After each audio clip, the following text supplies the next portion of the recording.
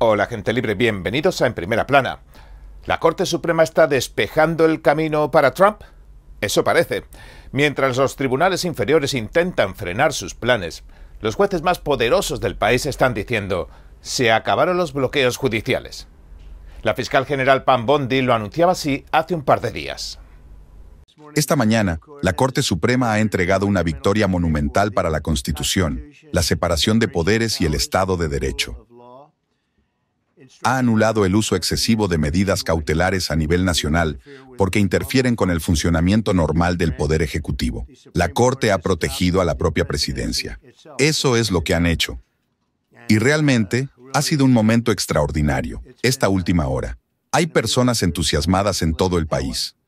He visto una alegría y un ánimo que no siempre se ven, porque este caso es muy importante. Hoy le invitamos a reflexionar sobre varias cuestiones relevantes para el futuro de usted y los suyos. ¿Qué debe pesar más, la voluntad de millones de votantes o la cautela del sistema judicial? ¿Puede una democracia funcionar si los jueces bloquean incesantemente al gobierno en funciones? ¿Por qué nadie está hablando de esto en los grandes medios? Y lo más importante, ¿está cambiando el equilibrio del poder judicial en Estados Unidos? Prepárese, porque esto es historia en tiempo real. Recuerde que estamos en Telegram, Facebook y X, y ahora entremos en materia. En la práctica, esto significaba que si alguno de los casi 700 jueces federales no estaba de acuerdo con la política de un presidente debidamente elegido de los Estados Unidos, él o ella podía bloquear esa política para que no entrara en vigor, o al menos retrasarla durante muchos años, enredándola en el sistema judicial. Nos han puesto más bloqueos a nivel nacional que todos los que hubo en todo el siglo XX. Juntos. O sea, imagínate, más que en 100 años. Y por eso, le agradezco a la Corte Suprema que se metiera y arreglara este lío tan grande y complicado. Lo hicieron ver fácil. Los ambiciosos planes del presidente Donald Trump se han topado una y otra vez con los tribunales inferiores. Estos jueces han lanzado una y otra vez órdenes para bloquear los planes del presidente temporalmente. Como sostuvo hoy la Corte Suprema, los tribunales de distrito se habían convertido en una justicia imperial. Los jueces liberales activos han usado estas medidas cautelares para bloquear prácticamente todas las políticas del presidente Trump. Para ponerlo en perspectiva, hay 94 distritos judiciales federales. 5 de esos distritos en todo el país emitieron 35 de las medidas cautelares a nivel nacional. Piénsalo. 94 distritos y 35 de las 40 opiniones con medidas cautelares nacionales provinieron de 5 distritos liberales en este país. Eso se acabó, ya no más. Estas medidas han bloqueado nuestras políticas, desde los aranceles hasta la preparación militar, la inmigración, las relaciones exteriores, el fraude, el abuso y muchos otros temas. Los jueces han intentado usurpar el poder del Poder Ejecutivo y no pueden hacerlo, ya no más. En resumen, la Corte Suprema ha levantado una y otra vez estas órdenes de los tribunales inferiores, es decir, el más alto tribunal del país le ha otorgado a Trump varias victorias, y esto, que duda cabe, ha generado dudas sobre la manera en que los tribunales inferiores están manejando sus casos. Y estas decisiones, en su mayoría, provienen de lo que se conoce como el expediente de emergencia o el expediente en la sombra. Este expediente de emergencia es el conjunto de apelaciones que se consideran más urgentes y no transcurren por los cauces acostumbrados. La Corte, a menudo, emite sus decisiones sin escuchar siquiera las partes, solo basándose en los documentos. Y en estos casos, a veces, tampoco dan muchas explicaciones. En resumen, los magistrados han detenido de forma urgente los bloqueos de los tribunales inferiores, es decir, han dado luz verde a muchos de los planes del presidente. Pero, ¿por qué no vemos esto que digo en la práctica? Hagámoslo. Revisemos algunas conclusiones de las disputas de Trump en la Corte Suprema durante el periodo 2024-2025. La racha ganadora de Trump. La administración ha tenido bastante éxito en el Tribunal Supremo. Ha ganado 14 de las 18 apelaciones que ha presentado. Hasta ahora, la Corte Suprema ha permitido a Trump bloquear el gasto en varios departamentos del gobierno, destituir a burócratas de alto rango y a empleados en periodo de prueba, y avanzar con medidas de control de inmigración. Pero quizás su mayor victoria se produjo en junio, cuando los magistrados del Supremo fallaron en contra de que los jueces de tribunales inferiores empleen medidas cautelares a nivel nacional, es decir, bloqueos. Y es que dichas órdenes de jueces federales han bloqueado muchas de las políticas de Trump a nivel nacional, en lugar de hacerlo solo para los que demandaban. Y ahora ha cambiado eso.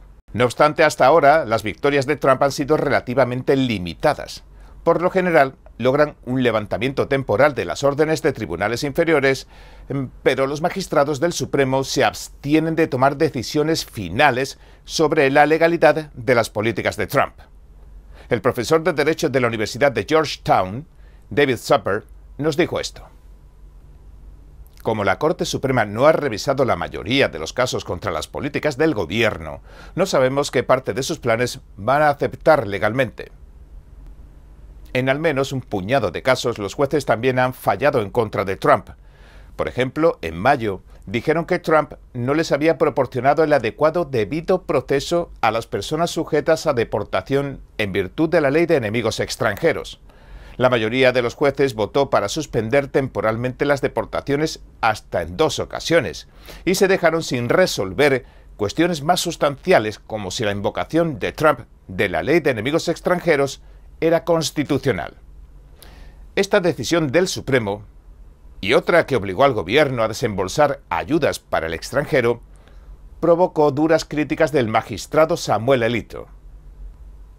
Dijo: tiene un solo juez de un tribunal de distrito que probablemente carece de jurisdicción, el poder ilimitado de obligar al gobierno de los Estados Unidos a pagar y probablemente perder para siempre $2.000 millones de los contribuyentes.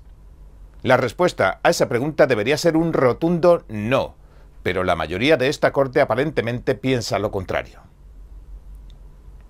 A esta opinión se sumaron los jueces Clarence Thomas, Brett Kavanaugh y Neil Gorsuch en marzo.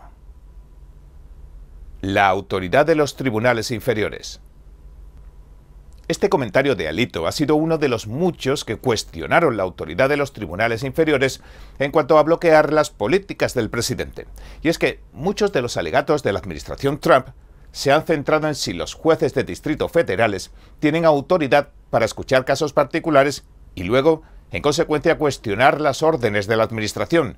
Pero también hemos visto, por ejemplo, que los despidos masivos que decretó Trump han mostrado hasta qué punto el Congreso de los Estados Unidos podría limitar su poder, el poder presidencial, para echar a los empleados del gobierno. Y esto es particularmente cierto en el caso de los burócratas de alto rango. El Congreso parece haber intentado separar estos casos del resto porque asegura que se necesita una causa que justifique el despido. Y ahora una larga lista de funcionarios ya ha demandado por estos despidos. Y esto le brinda a la Corte Suprema la oportunidad de pronunciarse sobre un precedente de casi un siglo de antigüedad, sobre la facultad presidencial de destituir a funcionarios. Pero la verdad es que, si bien la Corte Suprema rechazó la destitución de funcionarios de ciertos organismos, autorizó temporalmente las de otros. Como en el caso del fallo sobre la invalidez de las medidas cautelares, los bloqueos, a nivel nacional, muchas preguntas quedan sin respuesta. Y tampoco queda claro del todo la forma en que los litigantes, los funcionarios despedidos, pueden proceder con herramientas legales alternativas. Además de estas cuestiones, la Corte Suprema también podría decidir si los empleados federales deben seguir un proceso administrativo antes de presentarse en los tribunales, y si las demandas por recortes de fondos deben presentarse en tribunales normales o en el Tribunal de Reclamaciones. Algunos jueces creen que el gobierno está usando mal la ley Tucker que regula estos casos. Esta ley le otorga al Tribunal de Reclamaciones Federales jurisdicción sobre las disputas contractuales. En abril, la mayoría de la Corte Suprema pareció ponerse del lado de la administración Trump y votó para eliminar el bloqueo de un tribunal inferior al intento de Trump de congelar millones en subvenciones del Departamento de Educación. Y aunque los jueces no dieron ninguna opinión final sobre la jurisdicción de los tribunales inferiores, una opinión mayoritaria sin firma no firmada pareció posicionarse a favor del presidente. La opinión per curiam, o sin firma, decía esto: es probable que el gobierno logre demostrar que el Tribunal de Distrito carecía de jurisdicción para ordenar el pago del dinero. ¿Se mueve todo demasiado rápido? Pero no todos comparten la misma opinión. Además del presidente del Tribunal Supremo, John Roberts, los 3 jueces liberales, Sonia Sotomayor, Elena Kagan y Ketanji Brown Jackson, dijeron que habrían fallado de otra manera. Tanto en este caso como en otros, los disensos plantean preocupaciones similares. Y estos disensos los protagonizan tanto los jueces más conservadores como los más liberales. A Kagan, por ejemplo, le preocupaba que el tribunal estuviera actuando demasiado rápido en el tema de las subvenciones educativas y no considerara la cuestión a fondo. Dijo esto: el riesgo de cometer errores aumenta cuando este tribunal decide casos, como en este caso, con información básica, sin argumentos y con poco tiempo para reflexionar. Kagan también sugirió que el tribunal debía crear una nueva ley para enmendar el expediente de emergencia. Además, Sotomayor citó esa parte de la opinión de Kagan cuando discrepó de la decisión del tribunal de eliminar los bloqueos a las deportaciones de la ley de enemigos extranjeros de Trump en abril. Las deportaciones de la administración bajo la ley del siglo XVIII han dado lugar a 4 decisiones judiciales en este último término del Supremo. En una, los jueces dictaminaron que la administración debía facilitar el regreso de uno de los hombres deportados a El Salvador. En otro caso, la Corte Suprema detuvo temporalmente las deportaciones de un grupo de detenidos en Texas, pese a que un tribunal inferior aún no había certificado que podían presentar la demanda en grupo, como grupo. En las demandas colectivas es necesario que un juez apruebe primero la formación del grupo antes de que el caso avance. En un documento disidente escrito por Alito y Thomas, contenía palabras fuertes sobre este aspecto del veredicto y otros tantos.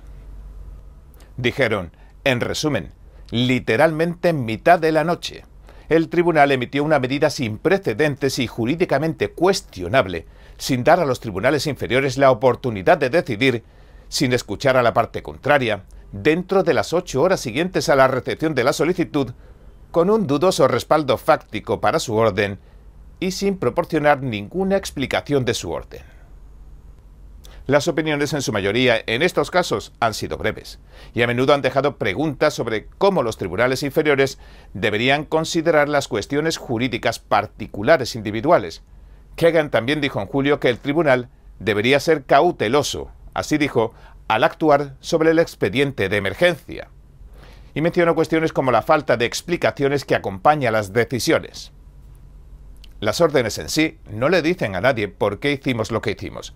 Creo que hay cosas que se pueden adivinar con bastante facilidad, pero hay muchas otras que no se pueden adivinar. Y la pregunta ahora es, ¿qué sigue ahora? ¿Qué va a pasar? Pues veamos lo que anticipaba Trump después de que la Corte ha frenado las medidas cautelares a nivel nacional. Estoy deteniendo que se usen fondos federales de los contribuyentes para pagar cirugías de cambio de sexo y atendiendo otras muchas prioridades que preocupan a los estadounidenses. Hay muchísimas. Tengo toda una lista, pero no los voy a aburrir con eso. En su lugar, voy a pedirle a Pam que suba y diga unas palabras. Y realmente, ella puede hablar tanto como quiera, porque esta es una decisión muy importante. Es una decisión que abarca una enorme cantidad de aspectos. Pero quiero, una vez más, agradecer a la Corte Suprema por este fallo. Es enorme, es verdaderamente monumental. Y la fiscal general mencionó asuntos como la ciudadanía por nacimiento, que entrará en vigor 30 días después de que se anuncie, los recortes de fondos para las ciudades santuario, la suspensión del reasentamiento de refugiados o la financiación federal de las cirugías para personas trans, que se detiene. ¿Y usted? ¿Qué opina? Bien, este ha sido nuestro informe de hoy. Si le gustó, por favor, no olvide darle a me gusta, suscribirse y compartirlo. Gracias por ver En Primera Plana. Nos vemos mañana. La pintura al óleo tradicional, inspirada en lo divino, genera compasión. Las obras de arte creadas en la verdad y la belleza iluminan el camino hacia la bondad. Redescubra el arte tradicional.